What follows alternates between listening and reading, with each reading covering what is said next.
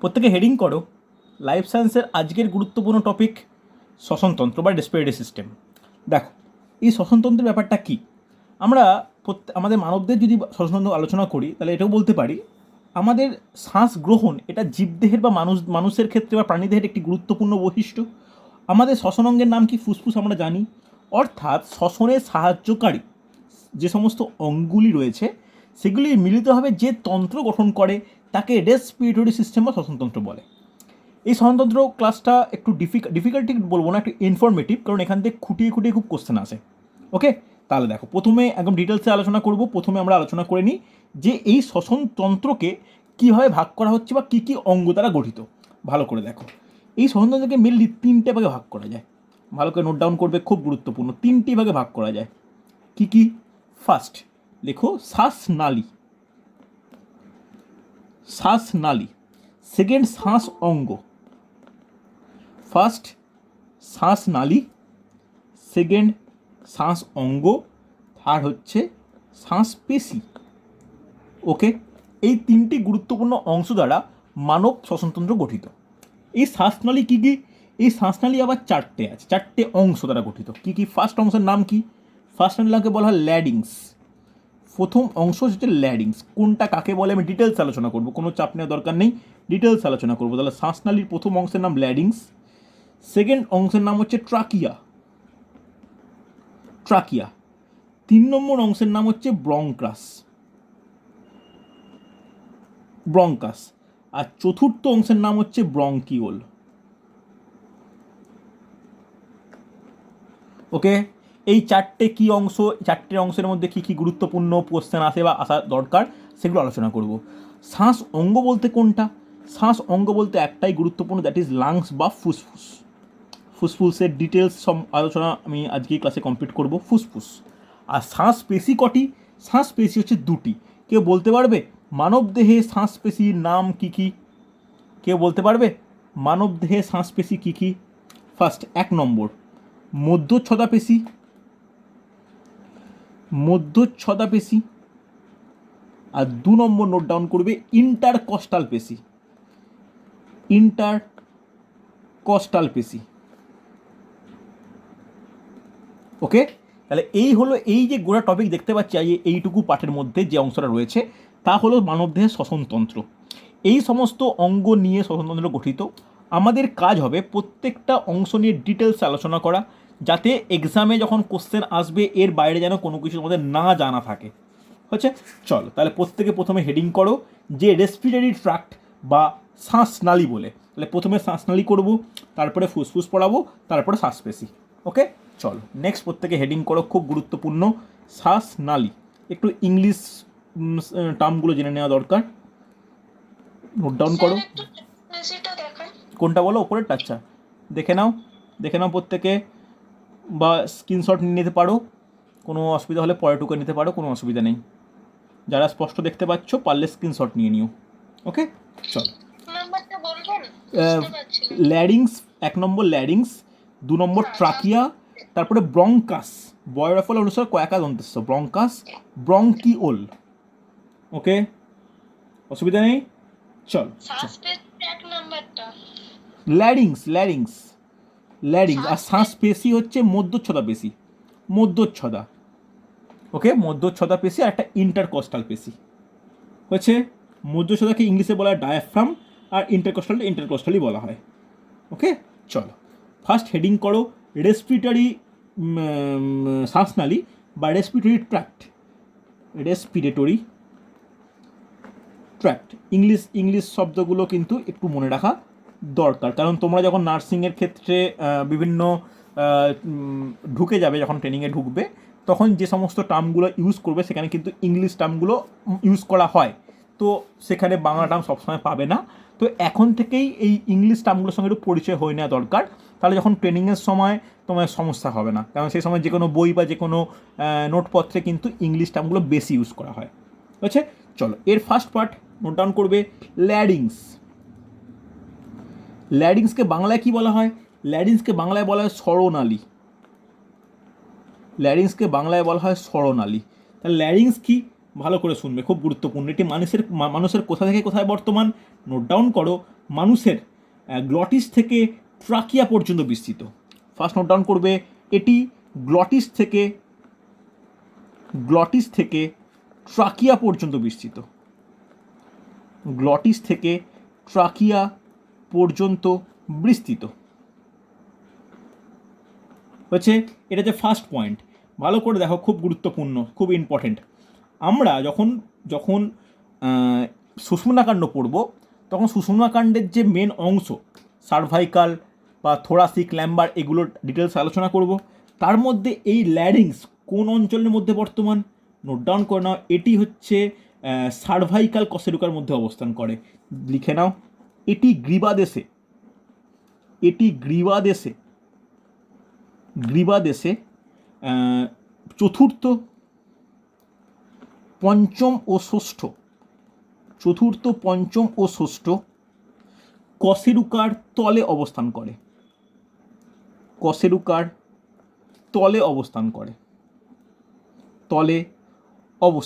কশেরুকা ইংলিশে কি বলা হয়? ইংলিশে বলা হয় ভার্টিব্রা, অবস্থান করে। ওকে, এটা কিন্তু খুব গুরুত্বপূর্ণ। যখন আমরা স্নায়ুতন্ত্র পড়াবো তখন কিন্তু দুটোর সঙ্গে মিল পাবে। হয়েছে, হ্যাঁ কি না? এটা কিন্তু খুব গুরুত্বপূর্ণ। আর একটা জিনিস জানার দরকার, আমরা জানি যে একটা বয়ঃসন্ধিকাল বা যেটা হচ্ছে 12 বা 13 বছর বয়সের পর থেকে ছেলেদের গলার ভয়েস একটু ভারী হয়, আর মেয়েদের আর একটু তীক্ষ্ণ হয়, সরু হয়। এর কারণ কি? এর কারণ হচ্ছে এই স্বরনালী। কথাটা বুঝতে পারলে?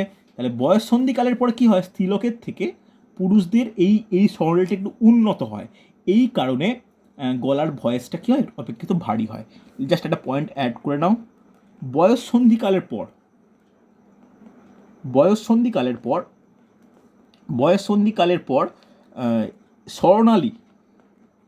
স্বরনালী পুরুষদের অপেক্ষাকৃত উন্নত হয়।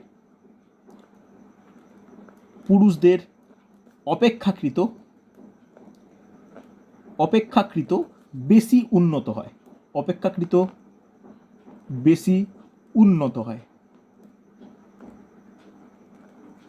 নোট ডাউন করেছো? উন্নত হওয়ার কারণে কি হয়? গলার ভয়েসটা অনেক ভারী হয়। যদি জিজ্ঞেস করা হয় এর জন্য কোন অঙ্গ দায়ী, তখন আমরা কিন্তু স্বরনালীর কথা বলতে হবে। অসুবিধা নেই। চলো নেক্সট, 2 নম্বর নোট ডাউন করবে,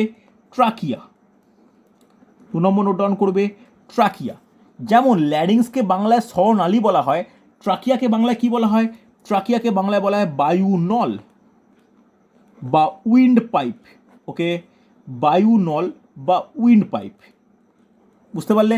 তাহলে ট্রাকিয়া কোথায় অবস্থিত? ট্রাকিয়া হচ্ছে স্বরনালীর পরবর্তী অংশকে ট্রাকিয়া বলে। এটি কতটা লম্বা? নোট ডাউন করো, এটি 9 থেকে 11 সেন্টিমিটার লম্বা।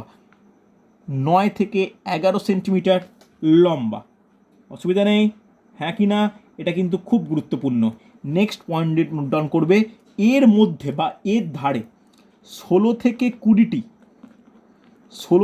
20টি ইউ আকৃতি বিশিষ্ট ট্রাকিয়াল রিং বর্তমান।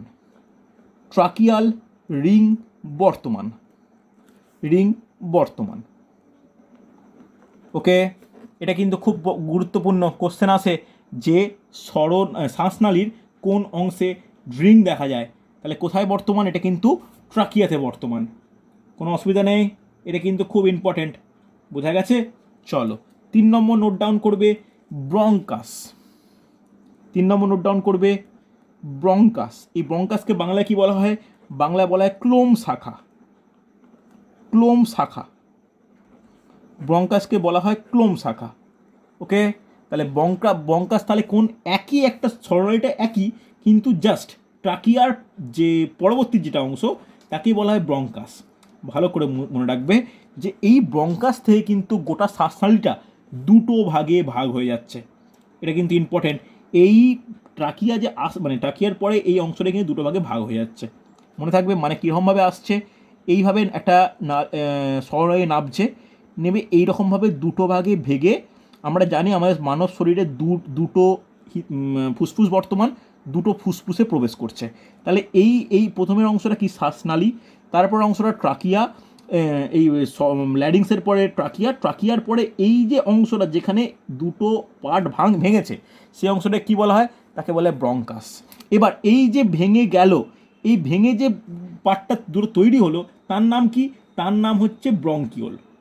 ঠিক আছে, এই ব্রঙ্কিওল পরবর্তী ক্ষেত্রে আরও অনেক ভাগে বিভক্ত হয়ে যাচ্ছে, অনেক ভাগে বিভক্ত হয়ে যাচ্ছে। কার মধ্যে বিভক্ত হচ্ছে, বিভক্ত হচ্ছে ফুসফুসের মধ্যে। ওকে, এটা হচ্ছে গঠন। কোনো অসুবিধা হলে বলবে। তাহলে গঠনটা মেনলি কেমন হয়, মেনলি ফুসফুসের গঠনটা ঠিক এরকম টাইপের হয়, মোটামুটি ফুসফুসের গঠন এরকম টাইপের। এবার তোমার মনে হতে পারে স্যার এখানে কার্ভ কেন করলো, এখানে কেন কার্ভ করা হলো, এইখানটাই তো বর্তমান কি, যেটা আগের চ্যাপ্টারের গুরুত্বপূর্ণ বিষয়, সেটা কি হৃৎপিণ্ড। হ্যাঁ কি না আমরা জানি আমাদের হৃৎপিণ্ড বাঁ দিক ঘেঁষে অবস্থান করে। দেখো হৃৎপিণ্ড এই জায়গাটা অবস্থান করেছে, এই হৃৎপিণ্ড এইখানে অবস্থান করার কারণেই বাম ফুসফুসটি ডান ফুসফুস অপেক্ষা খানিকটা ছোট হয়। ছোট হওয়ার কারণটা কি, ছোট হওয়ার কারণটা কিন্তু এই হৃৎপিণ্ডের উপস্থিতি। কারণ আমরা জানি আমাদের বুকের বাঁ দিক ঘেঁষে হৃৎপিণ্ড অবস্থান করে। ওকে, মোটামুটি স্ট্রাকচারটা বোঝা গেছে। চলো নোট ডাউন করে নাও। ট্রাকিয়ার শেষ ভাগ, ট্রাকিয়ার শেষ ভাগ ভালো করে নোট ডাউন করবে। বিভক্ত হয়ে দুটি ক্লোম শাখা গঠন করে, দুটি ক্লোম শাখা গঠন করে। অসুবিধা নেই, হ্যাঁ কি না? এই ক্লোম শাখাগুলো কিন্তু এই ক্লোম শাখাগুলো কী করে, বিভক্ত হয়ে কোথায় ঢুকছে, ফুসফুসে কিন্তু প্রবেশ করে যাচ্ছে। হ্যাঁ কি না? এর পরের স্টেপ কি, 4 নম্বর অংশ কি, দ্যাট ইজ ব্রঙ্কিওল। ব্রঙ্কিওলকে বাংলায় কি বলা হয়, উপক্লোম শাখা। তাহলে তোমরা আশা করি অনেকটাই বুঝতে পেরে গেছো যে ব্রঙ্কিওল বা উপক্লোম শাখা কোনটা।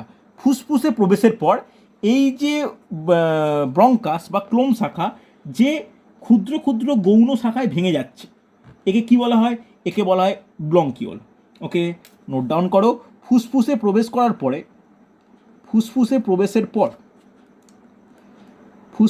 প্রবেশের পর যখন ব্রঙ্কাস বলতে ক্লোম শাখা অনেকগুলি শাখায় বিভক্ত হয়,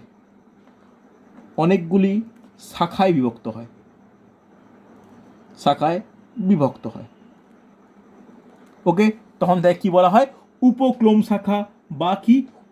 শাখা বা বলা হয় যেটা ব্রঙ্কিওল।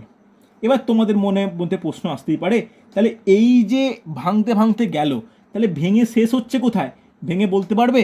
এই যে ভাঙছে এরও আবার আস্তে আস্তে প্রত্যেকটা অংশ ভাঙবে, এই যে শ্বাস নালী যে ভাঙতে ছোট ছোট অংশে বিভক্ত হয়ে গেল, এটা কোথায় গিয়ে শেষ হবে বলা যাবে? এটা কোথায় গিয়ে উন্মুক্ত হবে, কে বলতে পারে? এটা উন্মুক্ত হয় কোথায়, অ্যালভিউলাইতে।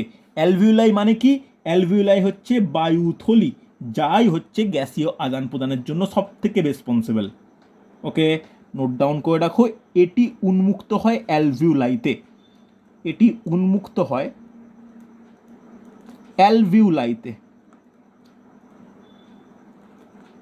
অ্যালভিউলাইতে। ওকে, কোনো অসুবিধা থাকলে বলবে আমার, যথেষ্ট গুরুত্বপূর্ণ প্রবলেম কিন্তু। দেখেছো এই টাইপের প্রবলেম বা এইখান থেকে প্রচুর পরিমাণে কোশ্চেন আসতে দেখা যায়, যেগুলো তোমাদেরকে যে প্রবলেম ক্রিয়েট করে। কারণ এইগুলো প্রত্যেকটার যে শাখাগুলো বললাম কোনটার পর কোনটা মুখস্থ রাখা দরকার। যখন আমরা ফুসফুস আরম্ভ করব তার মধ্যে যখন অ্যালভিউলাই পড়াবো, অ্যালভিউলাইয়ের মধ্যে কে প্রবেশ করছে কোশ্চেন আসে, যে অ্যালভিউলাই শ্বাস নালীর মধ্যে কোন অংশের সঙ্গে যুক্ত, এরকম প্রবলেম আসে। এগুলো সলভ করার উপায় কি, আমাদের এই পরপর সিকোয়েন্সটা দেখতে হবে। সিকোয়েন্সটা কি, ল্যারিংস, ট্রাকিয়া, ব্রঙ্কাস, ব্রঙ্কিওল, দেন অ্যালভিউলাই। অ্যালভিউলাই মানে কি, অ্যালভিউলাই মানে হচ্ছে ফুসফুসের বায়ুথলি। তাহলে এটা একটা জিনিস বুঝতে পারছি, এখানে দাগ দিয়ে রাখো যে ব্রঙ্কিওল হচ্ছে এমন একটি শ্বাসনালীর অংশ যা ফুসফুসে প্রবেশের পর সৃষ্টি হয়। ওকে, বাকিগুলো কিন্তু ফুসফুসে প্রবেশের আগে, ফুসফুসের প্রবেশের পর থেকে কে সৃষ্টি হচ্ছে, এইরকম ব্রঙ্কিওলগুলি। তাহলে গঠন কেমন থাকে দেখো, এই যে উপক্লোম শাখাগুলো ভেঙেছে, এদের একদম ডগার দিকে বা ওপর দিকে এরকম সূক্ষ্ম প্রচুর বায়ুথলি বর্তমান। মানে গুচ্ছকারে থাকে। এই গুচ্ছাকারে বায়ুথলি নিয়েই কিন্তু সমগ্র ফুসফুস গঠিত। হ্যাঁ কি না পড়া হয়েছে? মোটামুটি বোঝা গেছে? কোনো ডাউট থাকলে বলবে আমাকে, ইয়েস অর নো রেসপন্স করো। গেছে তো বোঝা? চলো নেক্সট প্রত্যেকে হেডিং করো ফুসফুস। দেখো আমি শ্বাসনালী বললাম, নেক্সট প্রত্যেকে হেডিং করবে ফুসফুস। দেখো খুব গুরুত্বপূর্ণ কিন্তু। নেক্সট হেডিং করো ফুসফুস। দেখো ফুসফুসের ডিটেলসে পড়ার দরকার। প্রথমেই যেটা আলোচনা করার দরকার যে ফুসফুসের আবরণকে কি বলে। কি বলে বলতে পারবে? প্লুরা। তাহলে ফার্স্ট হেডিং করো আবরণ। আবরণ, আবরণের নাম কি? প্লুরা। কম বেশি প্রত্যেকেই জানি। এবার এই প্লুরার বৈশিষ্ট্য কি? এই প্লুরা কটা স্তর বিশিষ্ট হয় বলা যাবে? 2 স্তর। ভালো করে, গুড, ভেরি গুড। 2টি স্তর দ্বারা গঠিত। কি কি স্তর? 2টি স্তর, ভেরি গুড, গঠিত। 1 নম্বর নোট ডাউন করবে যে ভিসেরাল, ভিসেরাল। আর একটা কি 2 নম্বর? প্যারাইটাল।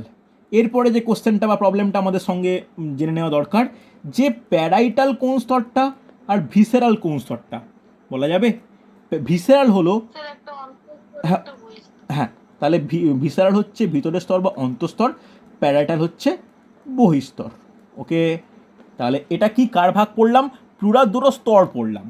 এবার একটা জিনিস আমাদের জেনে রাখা দরকার, যখনই দুটো স্তর আমরা পড়বো, দুটো স্তরের মাঝে কিন্তু কি থাকে? একটা গহর থাকে। যেই গহরটায় কি বলা হয়? লিখে রাখো, মাঝের একটি গহর বর্তমান। মাঝের গহরকে কি বলে বলা উচিত? মাঝের গহরকে বলে প্লুরাল গহর বা প্লুরাল ক্যাভিটি। মাঝের গহরকে বলে প্লুরাল গহর বা ইংলিশে বলে প্লুরাল, প্লুরাল ক্যাভিটি। ক্যাভিটি মানে গহর। অনেকে দাঁতের ক্যাভিটি শুনি, ক্যাভিটি মানে কোনো ফাঁক ফাঁক ছিদ্র সৃষ্টি হওয়া, গহর। ওকে, এবার এই যে প্লুরাল গহর বা প্লুরাল ক্যাভিটি, এর মধ্যে কি বর্তমান থাকে? এর মধ্যে বিশেষ একটি তরল বর্তমান থাকে। তার নাম কি? তার নাম হচ্ছে, নোট ডাউন করো, প্লুরাল ফ্লুইড, বা যেটাকে বাংলায় বলতে পারি প্লুরাল তরল। ইংলিশে বলা যায় প্লুরাল ফ্লুইড। ওকে, এই ফ্লুইডের কাজ কি? আমরা জানি কোনো কোনো জায়গায় কোনো সংযোগস্থলে ফ্লুইড কী কাজে লাগে? ফ্লুইড প্রত্যেকটার মানে দুটো স্তরের মধ্যে ঘর্ষণে, যাতে ঘর্ষণ না হয় তাকে রক্ষা করে। এছাড়া ফুসফুসকে যান্ত্রিক আঘাত থেকে রক্ষা করে। হ্যাঁ কি না? এই হলো প্লুরাল তরলের কিন্তু কাজ। তোমরা পারলে লিখে নিতে পারো। তাহলে এতক্ষণ আমরা কী পড়লাম? আবরণের নাম হচ্ছে প্লুরা। প্লুরা 2টি স্তর নিয়ে গঠিত, প্যারাইটাল, ভিসেরাল। তাদের মাঝখানে যে গহর থাকে তার নাম প্লুরাল গহর বা প্লুরাল ক্যাভিটি বলি। তার মধ্যে যে তরল বর্তমান সেটাকে প্লুরাল তরল বা প্লুরাল ফ্লুইড বলা হয়। হচ্ছে? হ্যাঁ কি না? এটা কিন্তু খুব গুরুত্বপূর্ণ। বোঝা গেছে? কোনো ডাউট থাকলে বলবে আমাকে, ইয়েস অর নো রেসপন্স করো। বোঝা গেছে না যায়নি? হয়েছে তো? চলো নেক্সট, নেক্সট নেক্সট হেডিং করো। আমি আবরণ পড়লাম, নেক্সট ফুসফুসের যেটা পড়তে হবে দ্যাট ইজ গঠন। অতটা গুরুত্বপূর্ণ নয়, জাস্ট ইনফরমেশনগুলো লিখে না। গঠন, তাহলে গঠনের বলতে আমরা দুটো ফুসফুস জানি আমরা, বাম ফুসফুস ডান ফুসফুস। এই বাম ফুসফুস ডান ফুসফুসের মধ্যে কার আকার বড়? এক্ষুনি বললাম, বলা উচিত কার আকার বড়? ডান ফুসফুসের আকার কিছুটা বড় হয়। ফার্স্ট নোট ডাউন করো যে ডান ফুসফুসের আকার কিছুটা বড় হয়, কিছুটা বড় হয়। ডান ফুসফুসের আকার কিছুটা বড় হয়। কেন বড় হয় বুঝতেই পারলো, যে হৃৎপিণ্ডের উপস্থিতির কারণে। নেক্সট পয়েন্ট আমাদের জানার দরকার, গঠনের মধ্যেই দরকার, যে বাম ফুসফুসটি আর ডান ফুসফুসের এর মধ্যে কার কটি খণ্ডক? নোট ডাউন করো, বাম ফুসফুস 2টি খণ্ডে, বাম ফুসফুস 2টি খণ্ডে, এবং ডান ফুসফুস 3টি খণ্ডে বিভক্ত, 3টি খণ্ডে বিভক্ত। ওকে, হ্যাঁ কি না? চলো নেক্সট একটা জানার দরকার যে হৃৎ খাঁজ বলতে ইংলিশে কী বলা হয়? Cardiac notch. এটা কোথায় বর্তমান? এটা বাম ফুসফুসে বর্তমান, যা কি করে? হৃৎপিণ্ডকে ধারণ করে।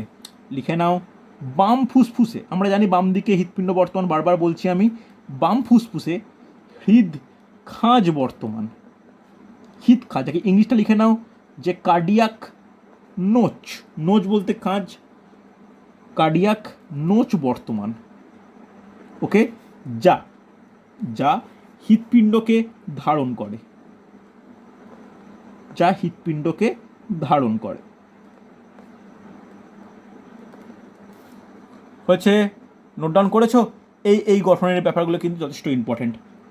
এবার হৃৎপিণ্ডের গঠনের মধ্যেই যে কি বলবো, যেটা গুরুত্বপূর্ণ পয়েন্ট আছে সেটা কি, সেটা হচ্ছে অ্যালভিউলাই।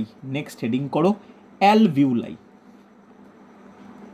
অ্যালভিওলাই, এই অ্যালভিওলাই কি দেখো, এই অ্যালভিওলাই সম্বন্ধে জানতে হবে।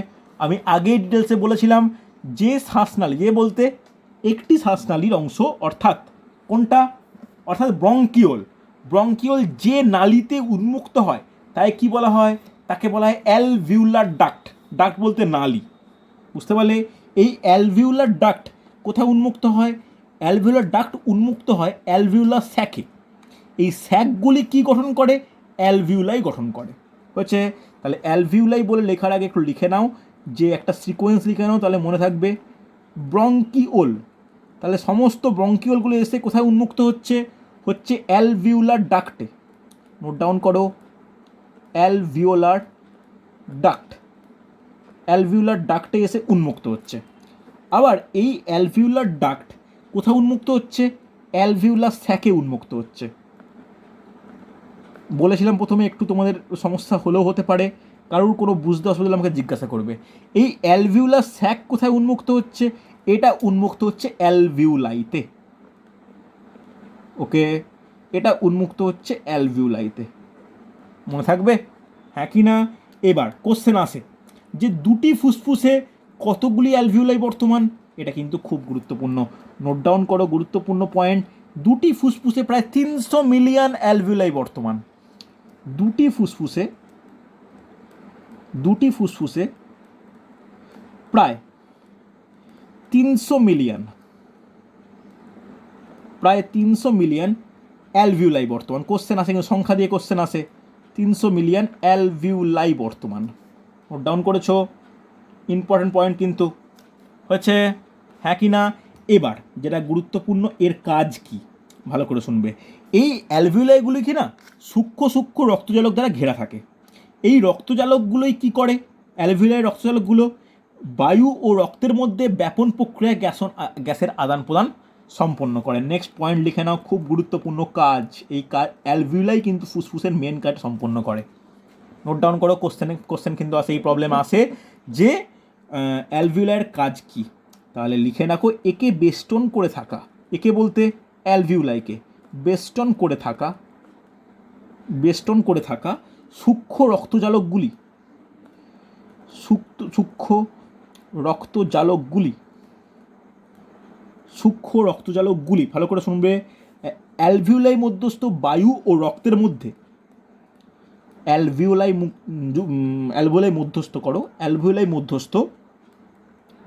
মধ্যস্থ রক্ত ও বায়ুর মধ্যে গ্যাসীয় আদান প্রদান সম্পন্ন করে।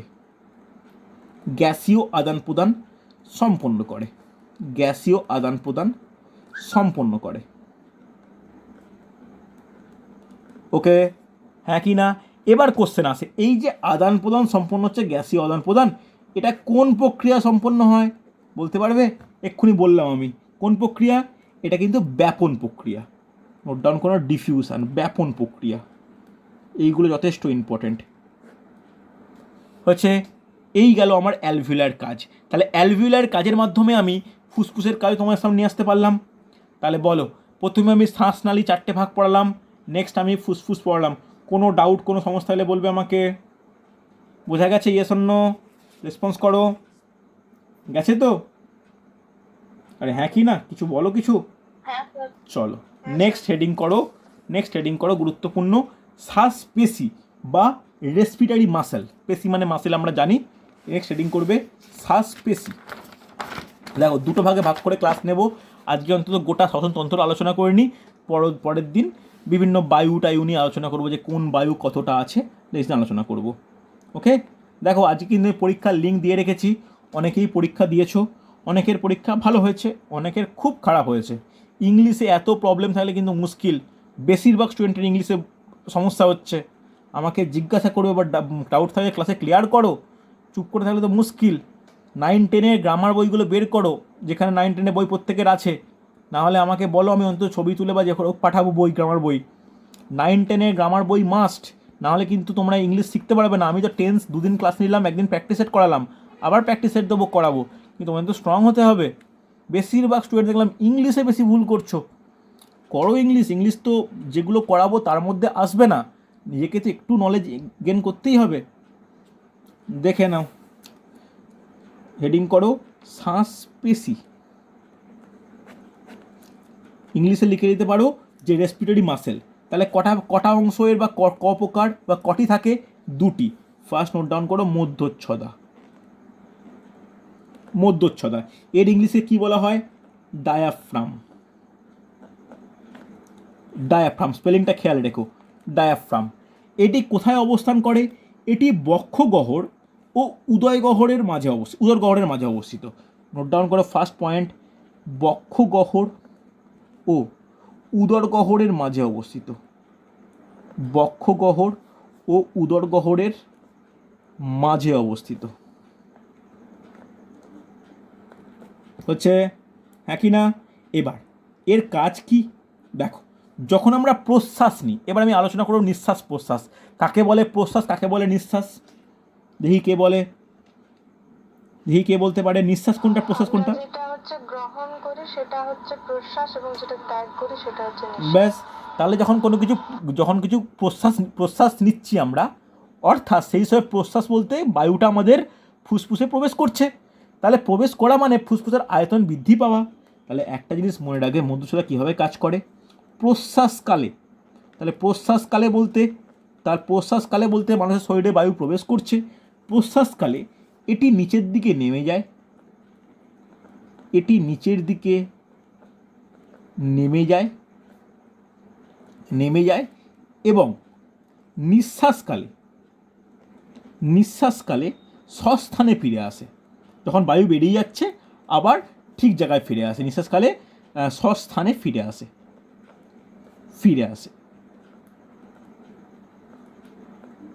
হচ্ছে, হ্যাঁ কি না? এটা কিন্তু খুব গুরুত্বপূর্ণ মধ্যচ্ছদা। বলো বোঝা গেছে হ্যাঁ কি না? খুব ইম্পর্টেন্ট, ঠিক আছে? চলো নেক্সট নোট ডাউন করবে যে ইন্টারকস্টাল পেশি।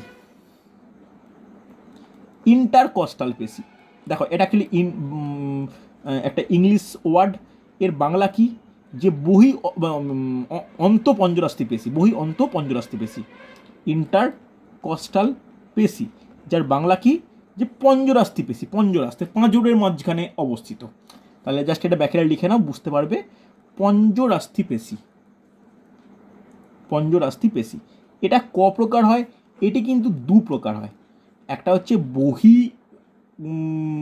পঞ্জরাস্থি পেশি, একটি অন্তঃপঞ্জরাস্থি পেশি। বহিঃপঞ্জরাস্থি পেশি আর একটা কি? অন্তঃপঞ্জরাস্থি পেশি। এ দুটো কিন্তু যথেষ্ট ইম্পর্ট্যান্ট। কীভাবে কাজ করে এটা, ঠিক থাকে কোথায়? আমরা পঞ্জরাস্থি বলতে কি বুঝি? পঞ্জরাস্থি মানে কি? পঞ্জরাস্থি বলতে যেটাকে পাঁজর বলি, পাঁজরের অস্থি, তাকে পঞ্জরাস্থি বলছি। অর্থাৎ আমাদের পাঁজরের অস্থির মাঝে যে পেশিগুলি বর্তমান, সেগুলি কি? ইন্টারকস্টাল পেশি বা অন্তঃপঞ্জরাস্থি পেশি। এদের কাজ কি? এদের কাজ হচ্ছে যখন প্রশ্বাস গ্রহণ করি বা নিঃশ্বাস ত্যাগ করি, তখন যে ফুসফুসের আয়তন বৃদ্ধি হয়, এতে যে আমাদের বক্ষ গহ্বরের যে আয়তন বৃদ্ধি হয়, সেটা কিন্তু এরা নিয়ন্ত্রণ করে। বলো বোঝা গেছে? Yes or no? কোনো ডাউট থাকলে বলবে আমাকে। তাহলে বলো, উভয় প্রকার পেশির ব্যাপারটা বুঝতে পারলে। একটা থাকে সাইডের দিকে, একটা থাকে নিচের দিকে। বোঝা গেল? সাইডের দিকে বলতে আমাদের পাঁজরটা সাইডে, জানি আমরা পাঁজর যেটাকে বলি। তাহলে ওর মাঝে মাঝে যে পেশিগুলো বর্তমান, দ্যাট ইজ ইন্টারকস্টাল পেশি। আর একদম আমাদের পেট আর বুকের ঠিক মাঝখানটা একদম আড়াআড়িভাবে যে পেশি বর্তমান, সেটা কি গার্ডারের মতো আছে, সেটা হচ্ছে মধ্যচ্ছদা বা ডায়াফ্রাম। ঠিক আছে? যে ডায়াফ্রামটি প্রশ্বাসকালে নিচের দিকে নেমে যায় আর নিঃশ্বাসকালে কি হয়? স্বস্থানে ফিরে আসে। বোঝা গেছে? Yes or no? চলো নেক্সট আজকে নোট ডাউন করো, লাস্ট টপিক আজকে শ্বসনের প্রকারভেদ, মানবদেহের শ্বসনের প্রকারভেদ। পরের দিন আরও কঠিন টপিকগুলো আরম্ভ করব, ভালো করে পড়ে নাও। শ্বসনের প্রকারভেদ, দেখো এই চ্যাপ্টারটা মঙ্গলবার শেষ করব। মঙ্গলবার এই চ্যাপ্টার শেষ করলে কিন্তু আমার লাইফ সায়েন্সে টোটাল যে 18খানা চ্যাপ্টার রয়েছে তার মধ্যে তৃতীয় চ্যাপ্টার শেষ হবে। ঠিক আছে, আর পাক্কা 3 মাস বাকি। এটা আমি বলতে পারবো, তোমাদের কখনোই বলবো না যে মার্চের আগে মেয়ের আগে সিলেবাস শেষ করে দেবো, একদমই নয়। সিলেবাস শেষ হবে একদম মেয়ের লাস্টে। এই কারণে আমি কিন্তু প্রত্যেক দিনের পড়া বা প্রত্যেক দিনের সপ্তাহের যে এগুলো যতটাই হয় আমি সেই অনুযায়ী কিন্তু মক টেস্ট নিয়ে রাখছি। এটা ভেবে ধরে নেবো যে তোমরা যতটা পড়া হচ্ছে তোমরা আপডেট করে রাখছো। যে আপডেট করবে না সে নিজের ফল নিজে ভুগবে। এখানে প্রত্যেকে তোমরা ম্যাচুয়ার্ড, সেরকম ম্যাচুরিটি আশা করি দেখাবে। বুঝতে পারলে? চলো, শ্বসনের প্রকারভেদ। শ্বসনকে দুভাগে ভাগ করা যায়। 1 নম্বর নোট ডাউন করবে বহিঃশ্বসন, বহিঃশ্বসন, আর 2 নম্বর নোট ডাউন করবে অন্তঃশ্বসন। বহিঃশ্বসন, অন্তঃশ্বসন, ইংলিশ টার্ম জেনে রাখা দরকার। External respiration, internal respiration. Okay, হ্যাঁ কি না? বোঝা গেছে? চলো ভালো করে একটা জিনিস বুঝে নাও, অন্তঃবহিঃ কাকে বলে। আমরা যদি ছোটোবেলায় কী জানতাম যে শ্বাস কার সাহায্যে নিই? নাকের সাহায্যে, একদমই তাই। অর্থাৎ বায়ুমণ্ডলে মানে অক্সিজেন সব কিছু রয়েছে, আমরা নাকের মধ্যে দিয়ে সেটাকে মানে অক্সিজেন কার্বন ডাইঅক্সাইডকে কী করছি? নাকের মাধ্যমে নিচ্ছি, আবার নাকের মাধ্যমে বের করে দিচ্ছি। তাহলে বায়ুমণ্ডলের বায়ুর সঙ্গে, বায়ু তো অনেক কিছু রয়েছে, তার মাধ্যমে যে অক্সিজেন আর কার্বন ডাইঅক্সাইডের আদান প্রদান, একেই বলা হয় বহিঃশ্বসন। কথাটা মনে থাকবে? জাস্ট লিখে নাও, একটা পয়েন্ট করে লিখে নাও। বায়ুমণ্ডলের বায়ুর সাথে, বায়ুমণ্ডলের বায়ুর সাথে শ্বাস অঙ্গের বলতে ফুসফুস তো অবশ্যই, ওর সঙ্গে যে অন্তঃনাসারন্ধ্র বহিঃনাসারন্ধ্রের মাধ্যমে যে কার্বন ডাইঅক্সাইড বা অক্সিজেন প্রবেশ বা বাইরে বেরোয় তাকেই আমরা শ্বাস অঙ্গ একসঙ্গে বলছি, বা শ্বসন অঙ্গ বলতে পারি। তাহলে শ্বাস অঙ্গের বায়ুর কী বায়ু? 2 প্রকার, অক্সিজেন ও কার্বন ডাইঅক্সাইড। এর আদান প্রদানকে বহিঃশ্বসন বলে। ওকে, মনে থাকবে? আর অন্তঃশ্বসন কি? অন্তঃশ্বসন কাকে বলে? অন্তঃশ্বসন কর্মদ সম্পন্ন হয় কলাকোষ, কলারস ও রক্তের মধ্যে শ্বাসবায়ুর আদান প্রদান। ওকে, লিখে নাও একদম, যেটা কলা বা কোষের সঙ্গে গঠিত। লিখে নাও কলাকোষ, কলারস ও রক্তের মধ্যে শ্বাসবায়ু আদান প্রদান। ওকে, শ্বাসবায়ু বলতে আমরা বুঝতেই পারছি যে শ্বাসবায়ু বলতে আমরা অক্সিজেন ও কার্বন ডাইঅক্সাইড কথাই বলছি, আদান প্রদান। ঠিক আছে, আদান প্রদান কী বলে? অন্তঃশ্বসন বলে। বলো, দুটো ডাউট ক্লিয়ার? কোনো অসুবিধা থাকলে বলবে আমাকে। তাহলে একটা রক্তের বা কলাকোষ থেকে বায়ু ট্রান্সফার বা বায়ুর আদান প্রদান, আর একটা বায়ুমণ্ডলের সঙ্গে, তাহলে একেই বলছি অন্তঃশ্বসন আর বহিঃশ্বসন। কোনো ডাউট হলে আমাকে জিজ্ঞাসা করো, হ্যাঁ কি না? কোনো অসুবিধা নেই তো? চলো, এরপরে আমাদের এটা জানা দরকার, আমরা হৃদরক্ত সম্বন্ধে পড়ে ফেলেছি, সেখানে রক্ত পড়েছি। রক্তের মধ্যে কোন গুরুত্বপূর্ণ অংশ এই শ্বাসবায়ু পরিবহন করে? একটু বলো শুনি, কে পরিবহন করে? রক্তের কোন অংশ পরিবহন করে?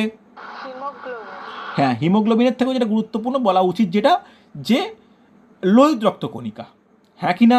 লোহিত রক্তকণিকা শ্বাসবায়ু পরিবহন করে, শ্বেত রক্তকণিকা প্রতিরোধ গড়ে তোলে বা প্রতিরক্ষা প্রদান করে, আর অনুচক্রিকা রক্ততঞ্চনে সাহায্য করে। এই 3 রকম কাজ। তার মধ্যে লোহিত রক্তকণিকার যে হিমোগ্লোবিন রয়েছে, এই হিমোগ্লোবিন কী করে? শ্বাসবায়ু পরিবহন করে। কিভাবে করে? যখন অক্সিজেন পরিবহন করে তখন কি হয়? অক্সি হিমোগ্লোবিন যৌগ গঠন করে। আর যখন কার্বন ডাইঅক্সাইড পরিবহন করে তখন কার্বোমিনো হিমোগ্লোবিন যৌগ গঠন করে। ঠিক আছে, লেখার দরকার নেই, পারলে তোমরা লিখে নিতে পারো যে যখন অক্সিজেন হিমোগ্লোবিন পরিবহন করে তখন অক্সিজেন পরিবহনকালে এটি অক্সি হিমোগ্লোবিন যৌগ গঠন করে, আর যখন কার্বন ডাইঅক্সাইড পরিবহন করে তখন কার্বোমিনো হিমোগ্লোবিন যৌগ বা কার্বক্সি হিমোগ্লোবিন যৌগ গঠন করে। এইভাবে কিন্তু সারা শরীরে হিমোগ্লোবিনের মাধ্যমে অক্সিজেন যায়, আবার কার্বন ডাইঅক্সাইড ফুসফুসে ফিরে আসে। বলো, বোঝা গেল হ্যাঁ কি না? কোনো ডাউট থাকলে বলবে, ইয়েস অর নো, রেসপন্স করো। বোঝা গেছে তো? এই হলো আমাদের টোটাল আমাদের আজকের টপিক। তবে আজকের টপিক শেষ করার আগে একটা জাস্ট আমি সিকোয়েন্স লিখিয়ে রাখবো, যে বায়ু চলন, ওকে, যে movement of air into lungs কীভাবে যায়, একটু সিকোয়েন্সটা পরপর জেনে নেওয়া দরকার। একটা পয়েন্ট হেডিং করে নাও, বায়ু চলন, movement of air into lungs. তাহলে প্রথমে আমরা যে নাক, আমাদের শরীরের মুখের ওপর বা ঠোঁটের ওপর যে নাক প্রত্যেকের ক্ষেত্রে দেখি, সেটা কি বলতো? সেটা হচ্ছে বহির্নাসারন্ধ্র, যেটা বাইরে দেখতে পাচ্ছি আমরা। তাহলে প্রথমেই কোন অংশে প্রবেশ করে? বহির্নাসারন্ধ্র। বহির্নাসারন্ধ্রের পরে ওই শ্বাসবায়ুটি কোথায় যায়? যায় নাসা প্রকোষ্ঠে। আমাদের নাকের ভিতরে যে প্রকোষ্ঠ বর্তমান, নাসা প্রকোষ্ঠে যায়। নাসা প্রকোষ্ঠের পরে কোথায় যায়? নাসা প্রকোষ্ঠের পরে যায় অন্তনাসারন্ধ্রে। প্রত্যেকটা স্টেপ একটু লিখে নেওয়া দরকার। অন্তনাসারন্ধ্র, অন্তনাসারন্ধ্রের পর কোথায় যায়? যায় হচ্ছে ফ্যারিংসে। ফ্যারিংস, ল্যাডিংস নয় কিন্তু, ফ্যারিংস, ওকে, যাকে বাংলায় কি বলা হয়? বলা হয় গলবিল, নাম তোমরা শুনেছ, হ্যাঁ কি না? তারপরে যায় কোথায়? যায় গ্লটিসে। গ্লটিসে, যার বাংলা কি? শ্বাস ছিদ্র। এই শ্বাস ছিদ্রের পরে যায় কোথায়? শ্বাসনালীতে। শ্বাসনালীর প্রথম অংশের নাম কি? স্বরনালী বা ল্যারিংস, ওকে। এই ল্যারিংসের পর কোথায় যাবে? ল্যারিংসের পর যাবে ট্রাকিয়া। ট্রাকিয়ার বাংলা কি? কে বলবে? এক্ষুনি বললাম, বলো। বায়ুনল বা উইন্ড পাইপ। মনে রেখো, ট্রাকিয়ার পর কোথায় যায়? ট্রাকিয়ার পর যায় হচ্ছে ব্রঙ্কাস, হ্যাঁ কি না? ব্রঙ্কাসের বাংলা কি? ক্লোম শাখা। ব্রঙ্কাসের পর কোথায় যায়? ব্রঙ্কাসের পর যায় ব্রঙ্কিওল বা উপক্লোম শাখা, হ্যাঁ কি না? তারপরে কোথায় যায়? তারপরে যায় হচ্ছে অ্যালভিউলারি ডাক্ট। অ্যালভিউলার ডাক্ট, ওকে। তারপরে কোথায় যায়? অ্যালভিউলার স্যাক, হ্যাঁ কি না? তারপরে লাস্ট একদম কোথায় যাচ্ছে? অ্যালভিউলাই, হ্যাঁ কি না? এই হচ্ছে টোটাল আমাদের বায়ুর চলন। তোমরা প্রত্যেকে স্ক্রিনে দেখতে পাচ্ছ। এই টপিকটা কিন্তু ইম্পর্টেন্ট, আমাদের জেনে নেওয়া দরকার। তোমরা পারলে স্ক্রিনশট নিয়ে রাখো, জাস্ট ফোনে অসময় দেখে নিলেও কিন্তু মনে থেকে যাবে। যে বহির্নাসারন্ধ্র, নাসা প্রকোষ্ঠ, অন্তনাসারন্ধ্র, ফ্ল্যারিংস, যেটাকে গলবিল বলি, glottis, larynx, trachea, bronchus, bronchiole, alveolar duct, alveolar sac আর অ্যালভিউলাই। বলো, বোঝা গেছে? এই হলো আমার টোটাল বায়ু চলন, ওকে।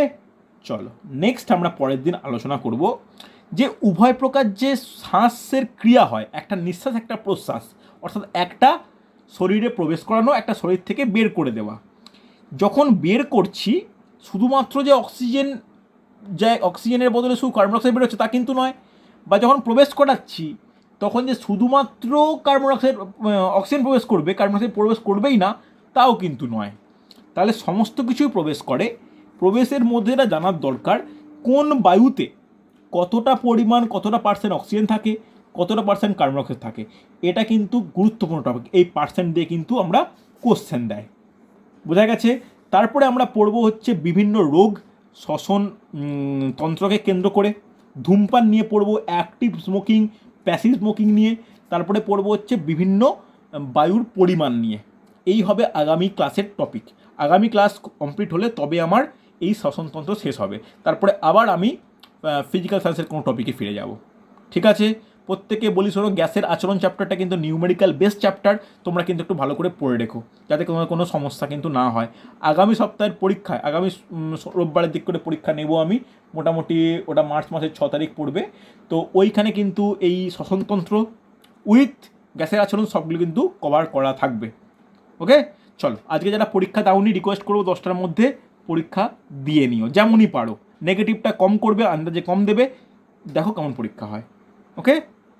চলো আজকে এতটাই।